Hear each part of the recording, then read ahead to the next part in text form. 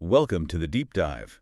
We sift through the noise, all the news, the research, to bring you the essential insights you need. Yeah, what you really need to know. Exactly. And today, Monday, September 22nd, 2025, we're diving into a stack of sources focused on some major shifts in tech, finance, and, well, geopolitics. It's a really dense news day today. I mean, two huge stories are dominating, aren't they? There's this massive shockwave hitting global tech talent. Right, the U.S. angle.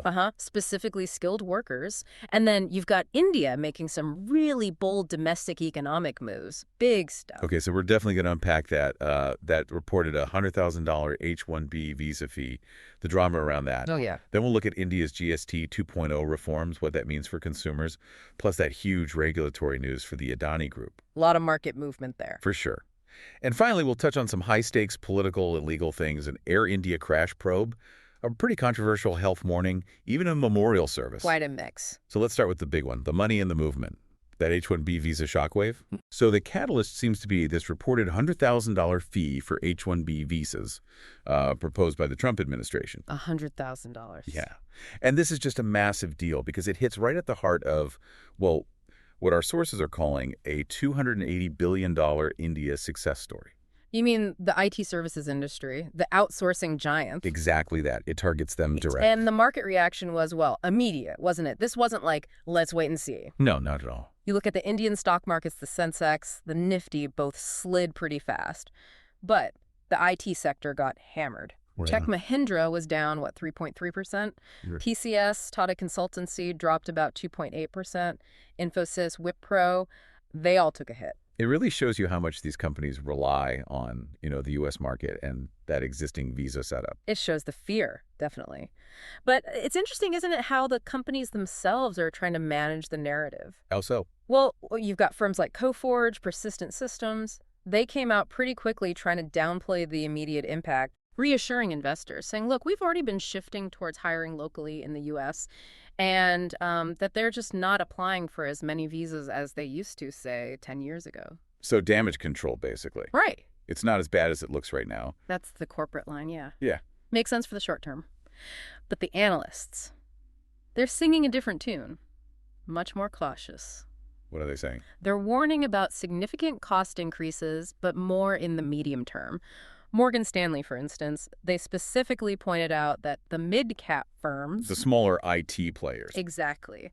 Those might be way more exposed than the giants like TCS. They don't have the same cushion. But the really big picture here is how this could fundamentally change how these companies operate going forward. Yeah, the sources seem clear on that. This proposal, if it goes through, is expected to just accelerate the move to offshore delivery centers. Massively. Right. If it becomes prohibitively expensive to get visas for the U.S. The work just moves. It moves. Where? Maybe Canada. Maybe back to India itself. And that raises a really tricky question for the U.S., doesn't it? You mean, what's the actual goal? Is it revenue or is it just a barrier? Precisely. Because if it's a barrier, the U.S. risks losing a huge strategic advantage. One source actually framed it as potentially losing the clean energy race to China. Wow. By alienating this global pool of STEM talent. If the engineers and researchers needed for that kind of innovation are pushed out or just decide not to come. They'll go somewhere else. China, Europe. Exactly. And Yep. take that expertise with them. It's serious geopolitical fallout. And we're seeing the diplomatic gears turning already. Yeah, India's external affairs minister, Jaishankar, he's actually set to meet Senator Marco Rubio in New York today. Specifically about this visa fee hike. That's the report. So you see a policy proposal immediately triggering high-level diplomatic talks. It shows the stakes. And there was that human angle, too, the personal impact. Oh, right, the person who spent thousands to fly back early. Yeah, one source mentioned someone spending $8,000, a huge amount, just to get back to the U.S. ahead of a feared deadline. Even though it turned out current H-1B holders weren't affected by this proposal. Right. Officials clarified later, but the initial panic was real.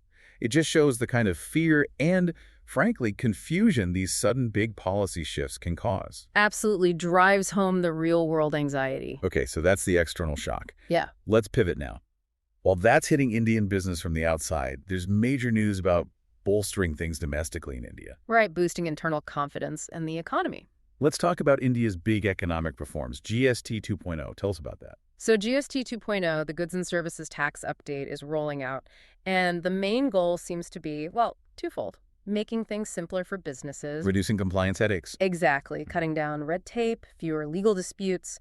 But crucially, it's also about consumer relief. They're rationalizing the GST rates. Meaning, making everyday goods and services cheaper for households. It's seen as a pretty significant intentional relief measure. and that plays into the politics of it, obviously. Oh, definitely. PM Modi's apparently calling these GST changes, plus recent income tax cuts, a double bonanza for the middle class. A double bonanza. Why the focus specifically on the middle class and sort of smaller consumers right now? Well, it seems like a strategic pivot. There was this perception, maybe, after earlier tax reforms, that the big corporations... Pocketed the gains. Yeah, that they sort of pocketed the tax break gains and didn't pass enough savings down or use it for enough job growth. So now the government looks like it's betting big on India's consumption-driven economy. By putting money directly, or savings rather, back into the hands of average people. That seems to be the plan. Boost domestic spending power from the ground up. Interesting strategy. And speaking of domestic confidence, that ties into the huge news about the Adani Group today. Oh, massive news for them. Huge rallies in their stocks. Adani Green Energy was up, what, 13%? Adani Enterprises jumped 9%. Yeah. What happened? It all comes down to SEBI, the market regulator.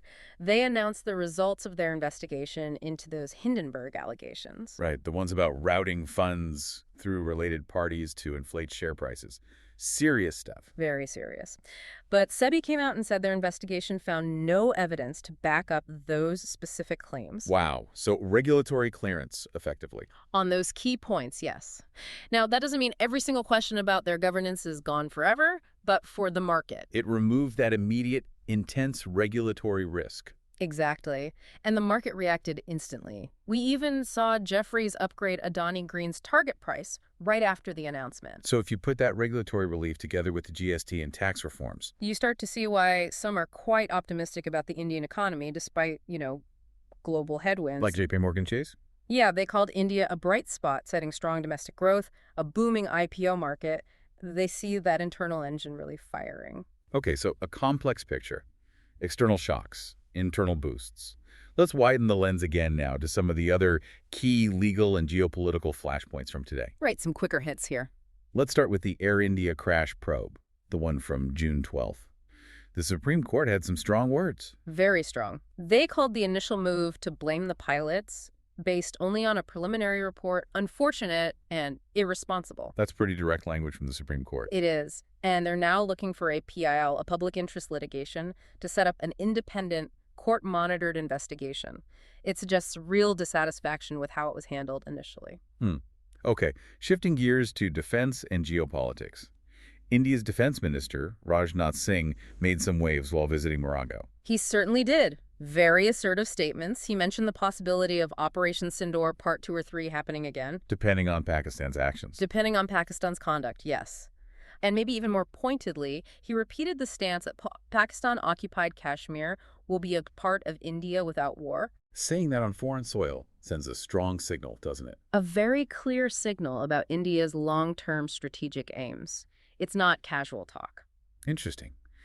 That kind of assertive stance contrasts a bit with some other global moves, like Singapore's. Right. Singapore announced plans to impose sanctions, specifically targeting radical West Bank settlers or groups involved in violence against Palestinians. So a very targeted action against conflict drivers there. Yeah, and you see that tension reflected in the UN chief statement, too. Antonio Guterres, marking the International Day of Peace, said, "Our warring world is crying out for peace."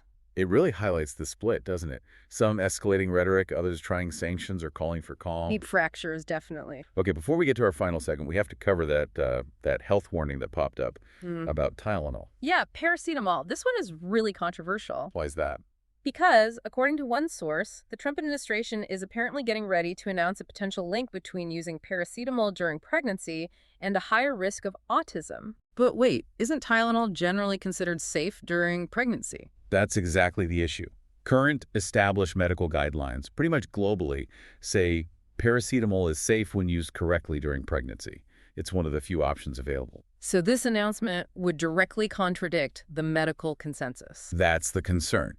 It could cause huge anxiety, widespread panic even, among expectant parents who've relied on this advice for years. What a potential minefield, pitting an administration announcement against long-standing medical guidance. It's a stark example of how politics or policy announcements can suddenly clash with personal health choices and, established science. Creates real confusion. Okay, let's wrap things up with a few quick stories where culture, sports, and politics all seem to collide today.